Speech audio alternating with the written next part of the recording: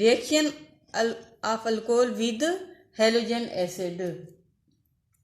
Dear students, this is known as Lucas test.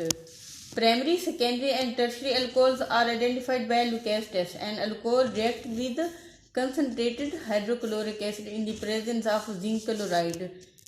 In this reaction, only oily layer of alkyl chloride is formed. It is called Lucas test. A tertiary alcohol forms an oily layer immediately. A secondary alcohol forms oily layer in 5 to 10 minutes. A primary alcohol forms oily layer only after heating. Another test is also distinction between methanol and ethanol. Methanol does not give iodoform test, but ethanol gives iodoform test. Ethanol reacts with iodine in the presence of sodium hydroxide to form yellow crystals of iodine. It is called iodoform test. Thank you, dear students. Thank you for joining us.